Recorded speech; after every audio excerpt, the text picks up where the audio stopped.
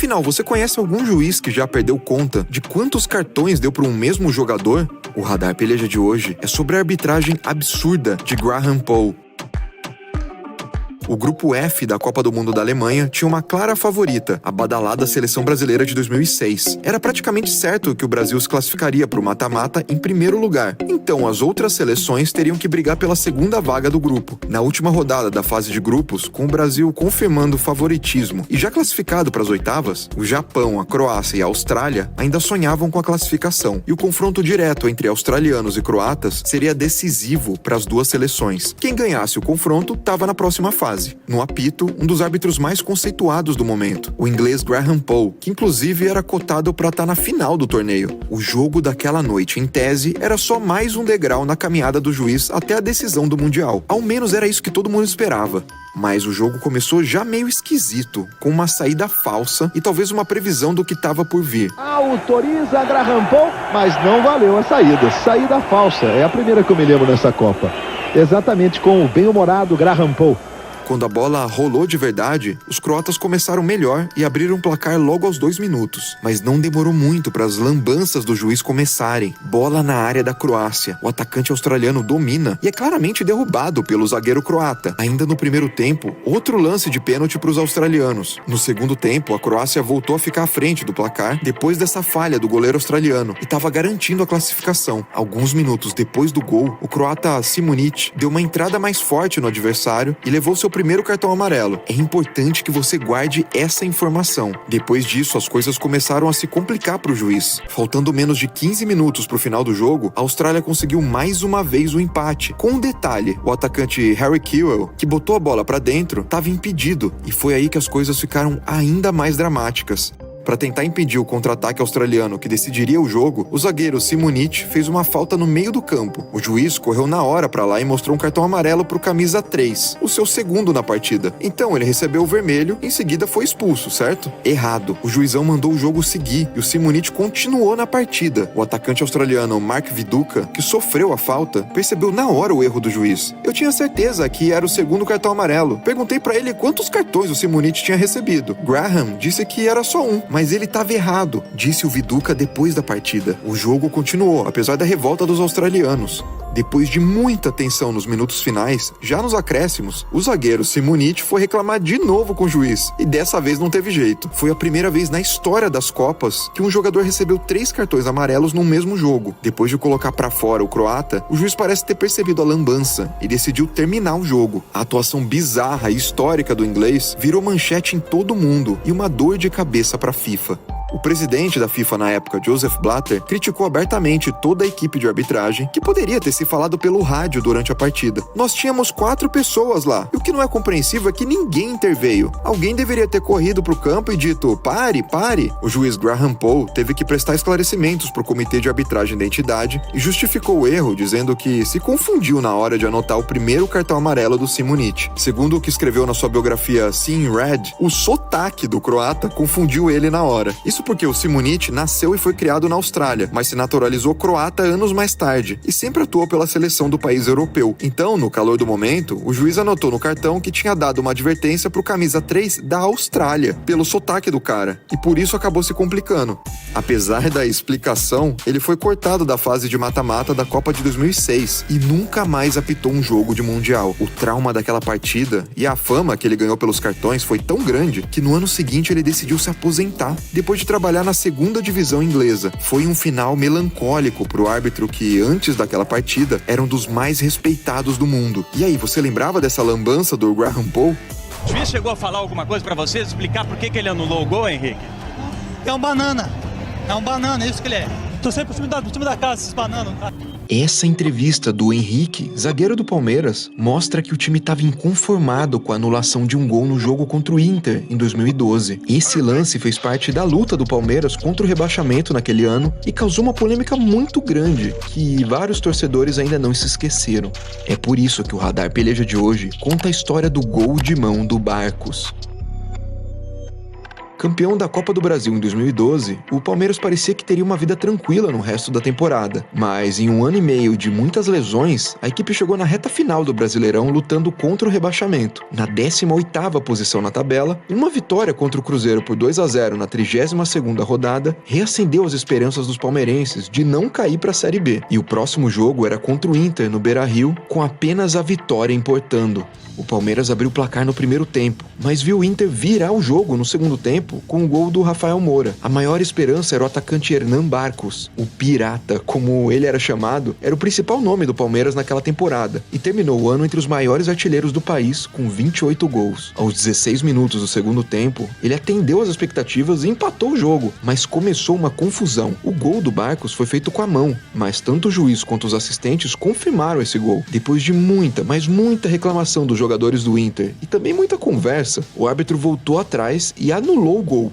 O Palmeiras alegou que a decisão final do árbitro aconteceu depois de interferência externa das imagens da TV e do delegado da partida, Gerson Baluta, o que na época, antes do VAR, era completamente proibido. Numa entrevista para Globo, o árbitro disse que a decisão foi mérito da sua equipe, porque foi o quarto árbitro, Jean-Pierre, que viu o erro e avisou sem interferência externa. A demora em relação à marcação do lance foi porque estávamos tentando identificar quem foi que colocou a mão. Se viesse da TV a informação, eu teria dito quem colocou a mão e dado o cartão amarelo. Já o Barcos disse que o lance não foi intencional e que o motivo para ter feito o gol de mão foi uma falta do zagueiro do Inter dentro da área. Se você vê a imagem, fica claro que ele tá me puxando. Se eu tivesse a intenção de pegar a bola, eu pegaria de frente e fui puxado dentro da área. O Palmeiras levou o caso pro STJD pedindo a anulação da partida, mas foi derrotado por 9-0. Depois da derrota em campo e no tribunal, o clube passou mais 2 jogos sem vencer e teve o rebaixamento confirmado 2 rodadas antes do fim do campeonato. Para um time ser rebaixado, muita coisa tem que acontecer, mas para quem torce para um clube que já caiu, sempre tem um lance ou um jogo que fica marcado. Seu clube já passou por isso? Já foi rebaixado e marcado por um lance? Eu me confesso e já lembro um aqui, quando a Ponte Preta foi rebaixada com uma dedada do Rodrigo contra o Trellis. E já existe radar peleja sobre isso. A arbitragem se torna um grande problema que tende a influenciar o futebol brasileiro. Passa o lance do Gabigol chutando o Fernandinho, passa o lance do Arrascaeta, vergonhoso, é para expulsar 30 dias seguidos. As reclamações em relação à arbitragem sempre fizeram parte do futebol, mas nos últimos anos as tensões envolvendo os juízes, os jogadores e os dirigentes parecem ter aumentado no futebol brasileiro. O número alto de erros graves, as polêmicas envolvendo o VAR e os problemas internos na CBF estão gerando uma situação que está tirando todo mundo do sério. E é por isso que o Radar Peleja de hoje te explica a crise da arbitragem brasileira. Em 2021, a CBF passava por mais uma crise interna, depois que o presidente Rogério Caboclo foi denunciado por assédio sexual e moral e aí afastado do cargo. No mesmo ano, em meio à confusão na instituição, Edinaldo Rodrigues foi escolhido como presidente interino e já chegou tendo que lidar com um problema sério: a insatisfação dos clubes com a arbitragem. A quantidade de erros nos jogos do Brasileirão irritava os jogadores e os dirigentes, principalmente quando essas falhas não eram corrigidas com o VAR. Numa das primeiras tentativas de diminuir a tensão, a nova gestão decidiu que a CBF ia começar a publicar os vídeos e os áudios das decisões do VAR, buscando mais transparência com os clubes. Essa decisão não agradou então o presidente da comissão de arbitragem da CBF, Leonardo Gaciba, que não apoiava a publicação dos vídeos. E sem dar nenhum motivo plausível para não adoção da nova prática, ele percebeu que não conseguiria barrar a medida. Então sugeriu que os áudios fossem editados antes de divulgar eles oficialmente. Bom, esse posicionamento já ajudou a desgastar ainda mais a relação do Gaciba com os dirigentes dos clubes, já que ele já era muito criticado pela forma de trabalhar e por não conseguir lidar com os erros recorrentes da arbitragem. O ápice dessa treta aconteceu em novembro de 2021, depois de um pênalti polêmico marcado a favor do Flamengo no jogo contra o Bahia. Aos 26 do primeiro tempo, quando a partida ainda estava 0-0, o juiz Vinícius Gonçalves Dias marcou pênalti num lance em que a bola claramente tocou no peito do zagueiro Conte do tricolor. Para piorar a situação, o árbitro não mudou a decisão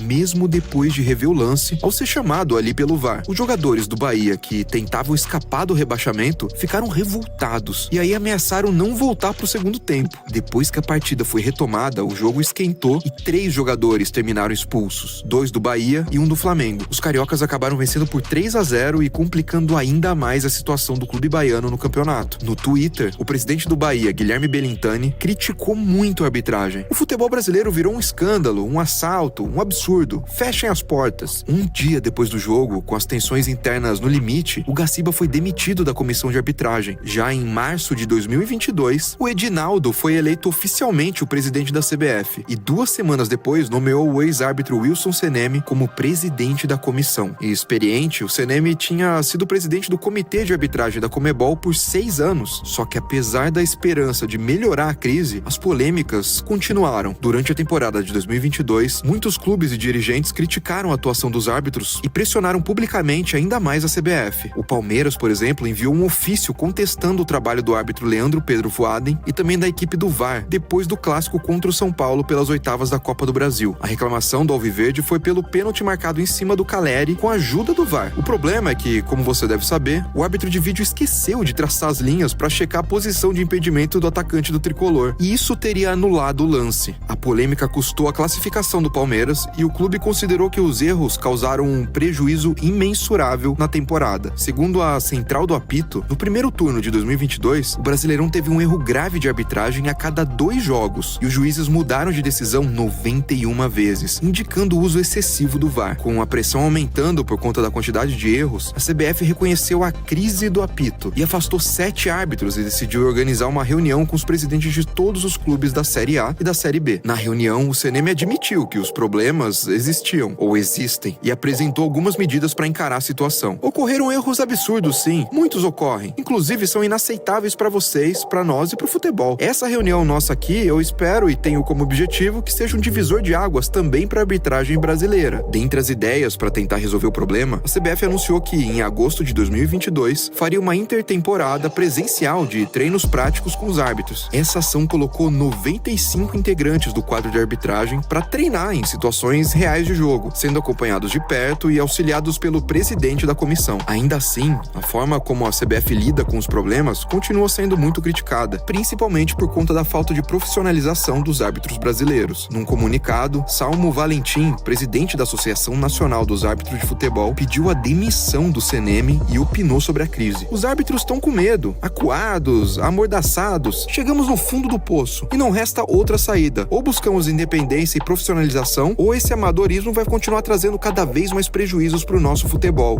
Tenho certeza que você já ficou puto com algum erro de arbitragem que prejudicou o seu time. E aí, qual que você acha que é a solução para essa crise na arbitragem brasileira?